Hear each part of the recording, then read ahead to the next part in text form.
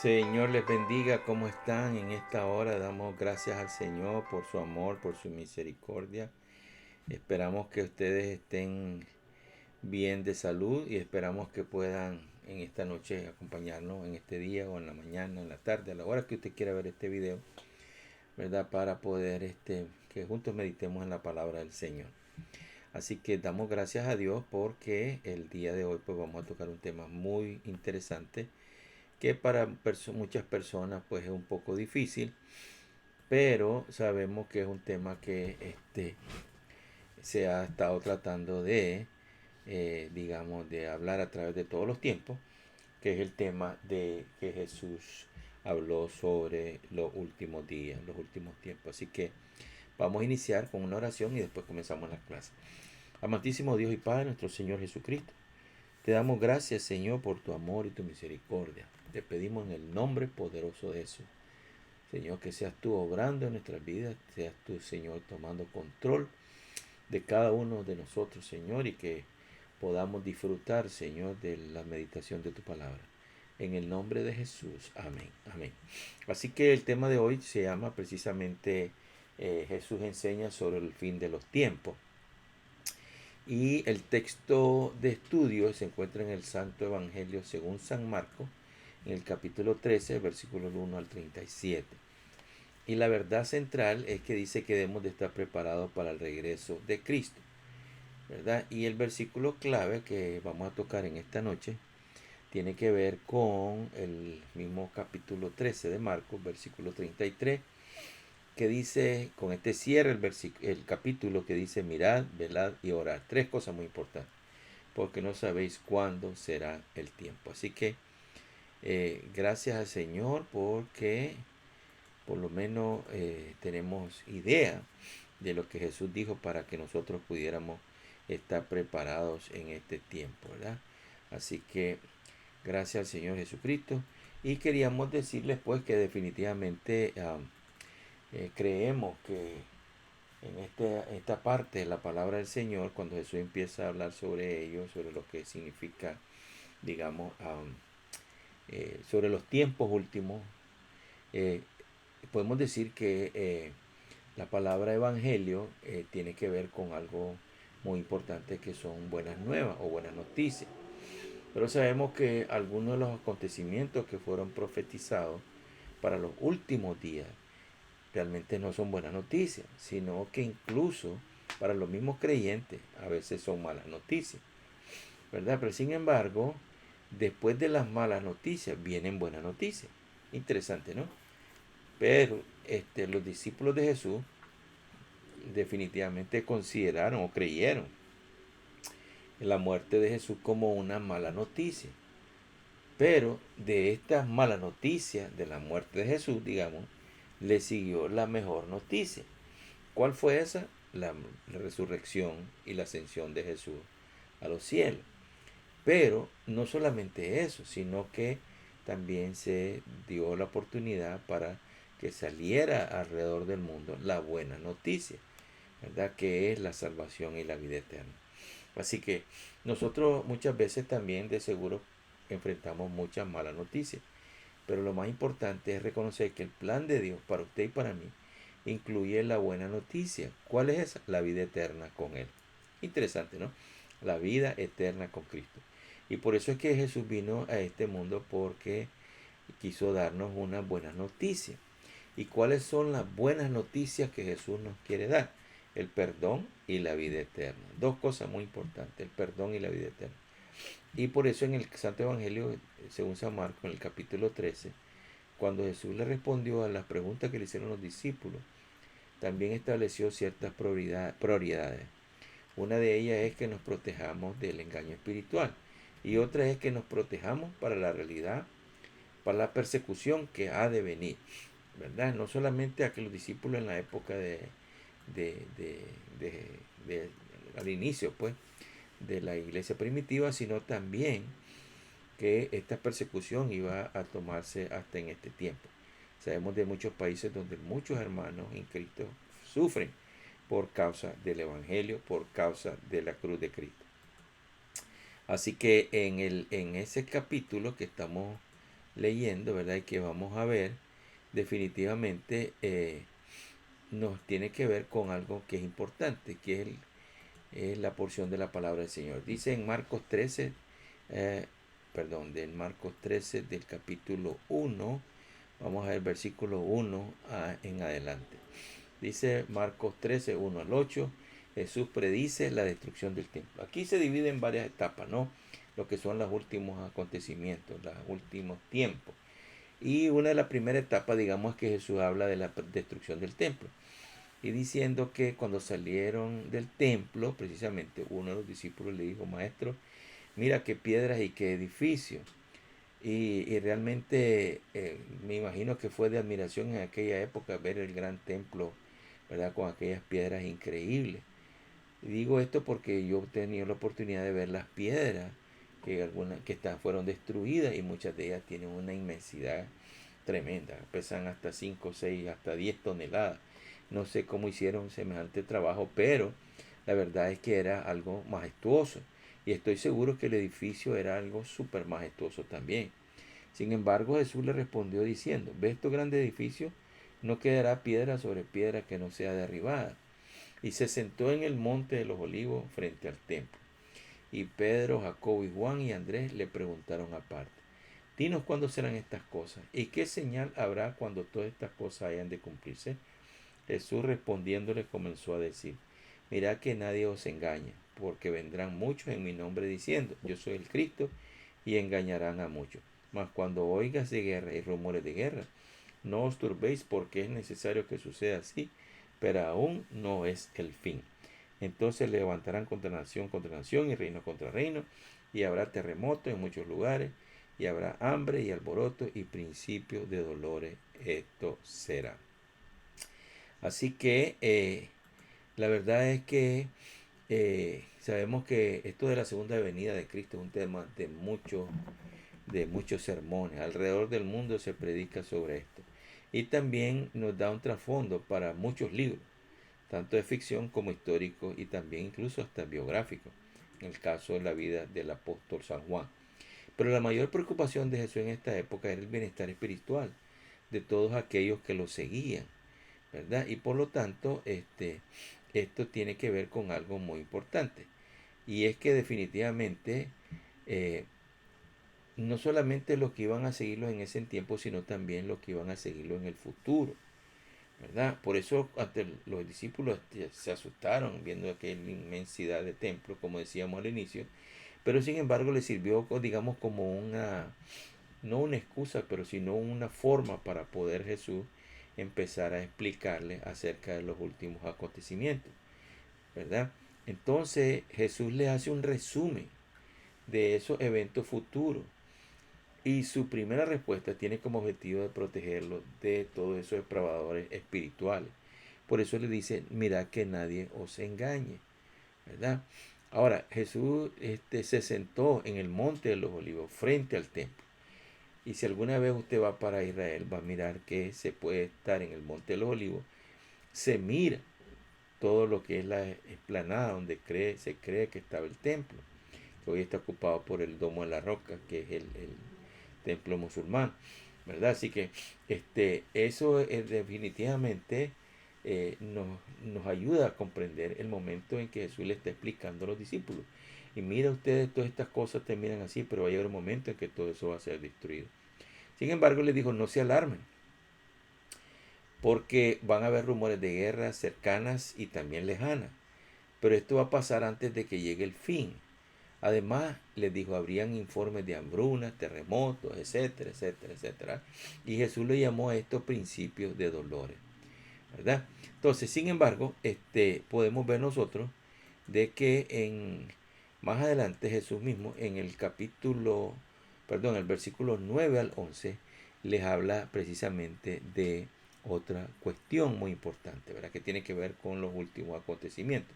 Primero les habla de que no sean engañados y les empieza a hablar de de la destrucción, etcétera. Pero también les habla de la necesidad de testificar, aún en medio de esas persecuciones y de esos momentos difíciles que iban a pasar.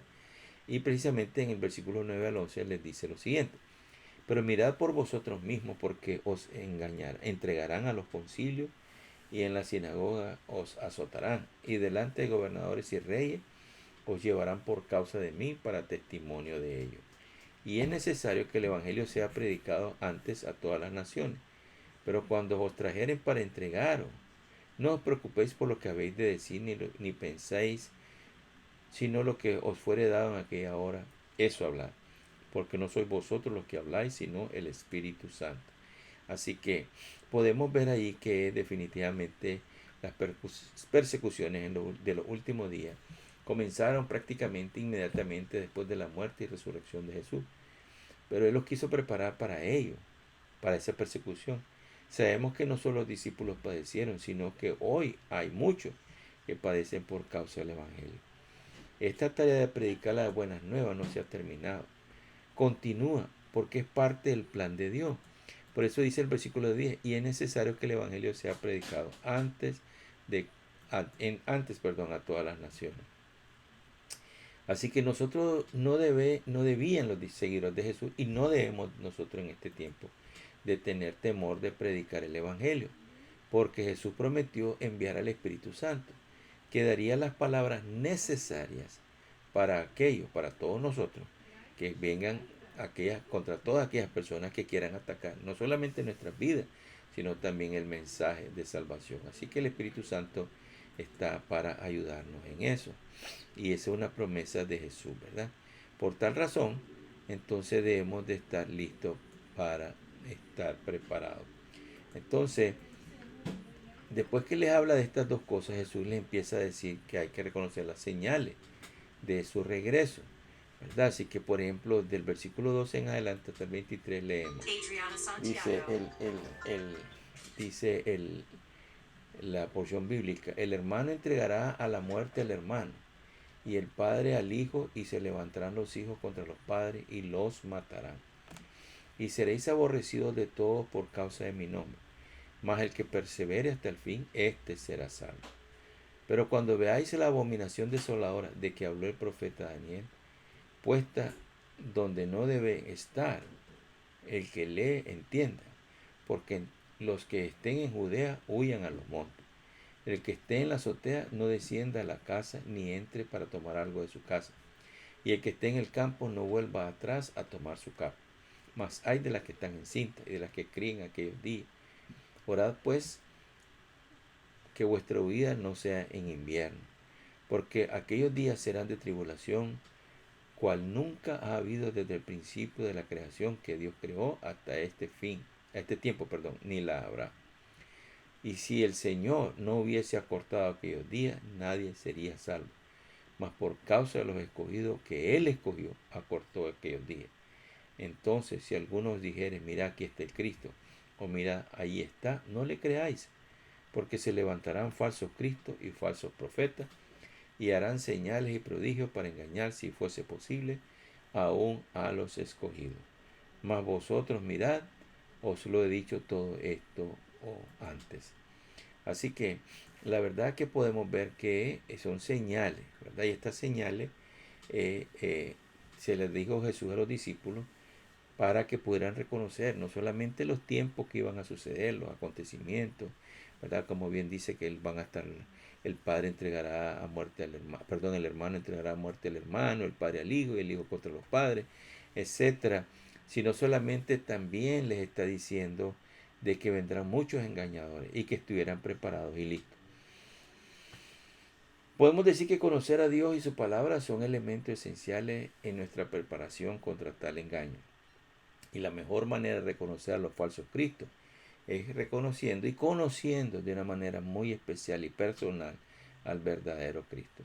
Algunos de los sufrimientos mayores que padece el pueblo de Dios proviene de su propia familia, como bien dice el versículo 12. Pero dijo que el que perseverare hasta el fin será salvo. O sea, el que se mantenga hasta el final será salvo.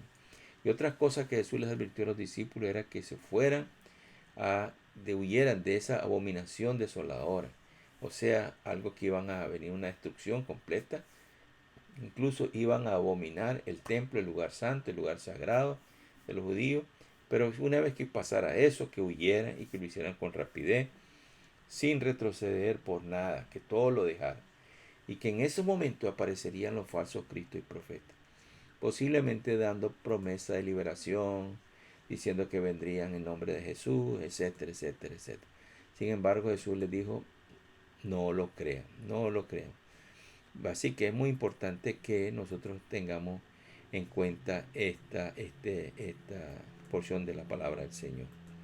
Ahora, por otro lado, en el versículo 24 hasta el 31, Jesús nos dice allí que Él viene pronto. Ahora, si bien es cierto, nosotros como creyentes debemos o podemos anticipar con alegría de estar con Jesús en la eternidad después de su regreso, esa buena noticia también incluye malas noticias de un juicio para aquellos que no lo aceptan. Vamos a leer lo que dice la porción bíblica. Pero en aquellos días, después de mucha tribulación, el sol se oscurecerá y la luna no dará su resplandor, y las estrellas caerán del cielo, y las potencias que están en los cielos serán conmovidas. Entonces verán al Hijo del Hombre, que vendrá en las nubes con gran poder y gloria. Y entonces enviarán a sus ángeles y juntarán a los escogidos de los cuatro vientos, desde el extremo de la tierra hasta el extremo del cielo. De la higuera aprended la parábola: cuando ya su rama está tierna y brotan las hojas, sabéis que el verano está cerca. Así también vosotros, cuando veáis que suceden estas cosas, conoced que está cerca a las puertas. De cierto os digo que no pasará esta generación hasta que todo acontezca. El cielo y la tierra pasará, pero mis palabras no pasarán. Qué poderoso, ¿verdad? El mensaje de ahí de Jesús, ¿verdad? Nosotros podemos estar siempre anticipando con alegría que estaremos con Jesús en la eternidad después de su regreso.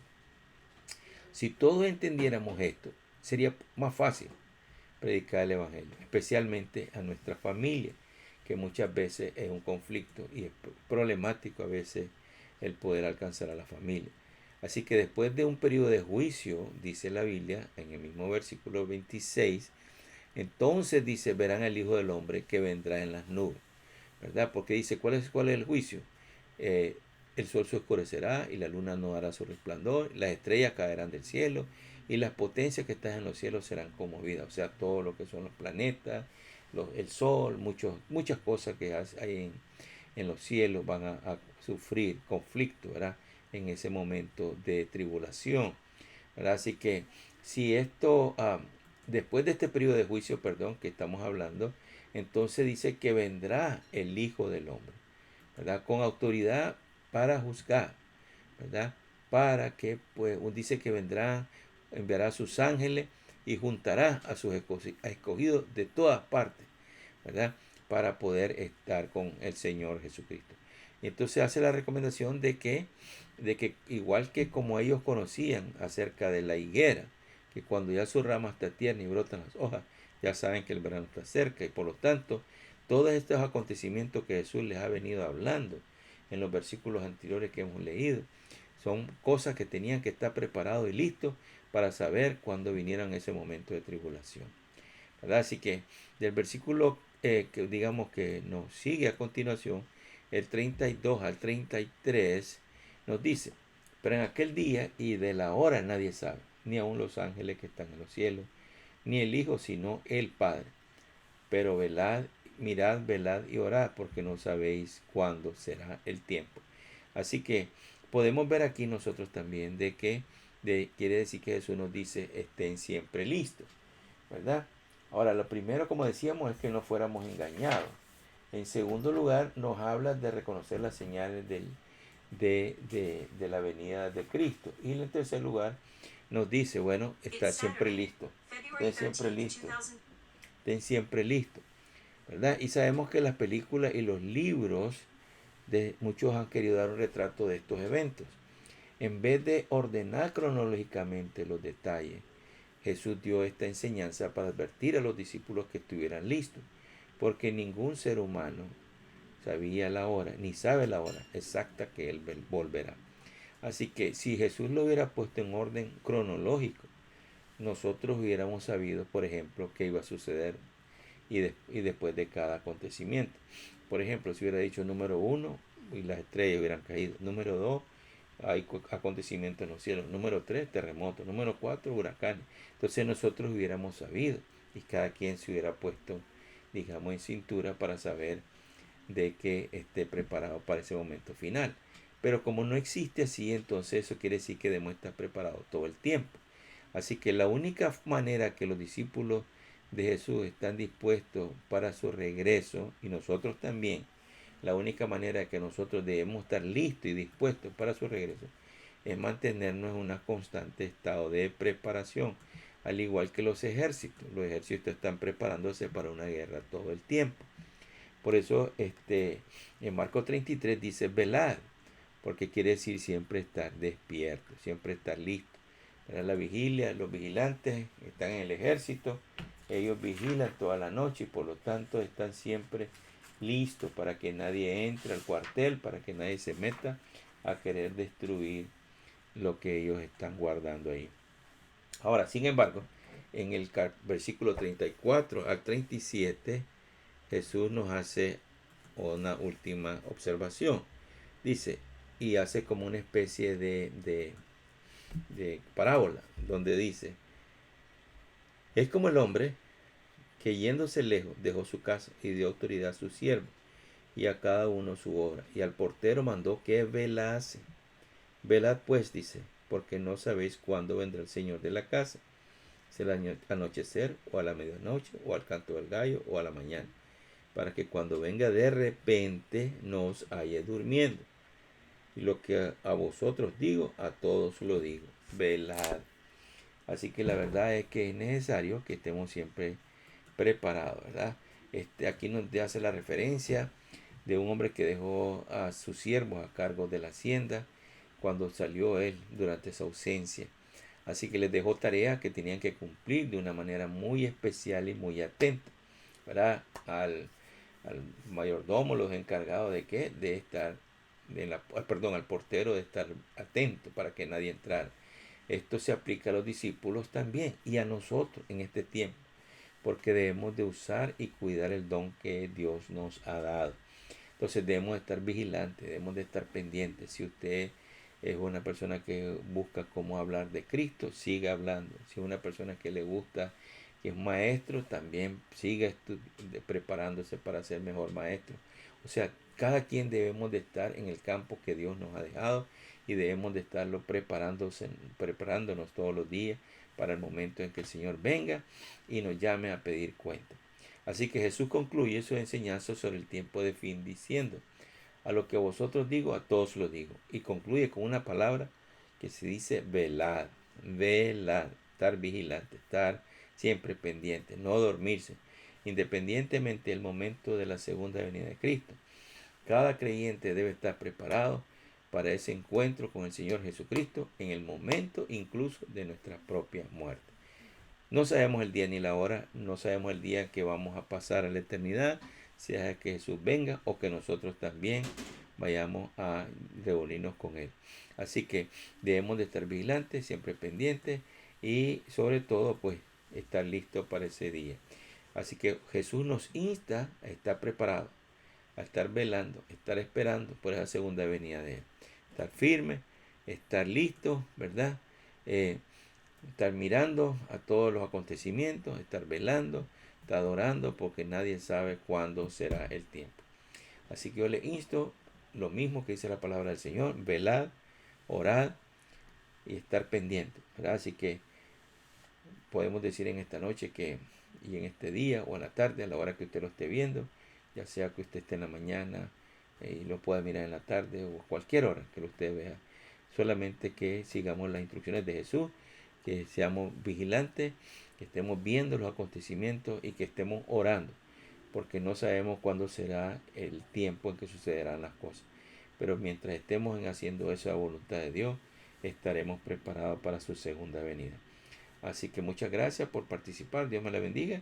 Y recuerde que Iglesia Fuente de Vida, un oasis para usted, está siempre dispuesto para poder compartir con ustedes y ayudarlos a poder llevar una vida llena de propósito y llena de confianza y seguridad y de paz en su vida.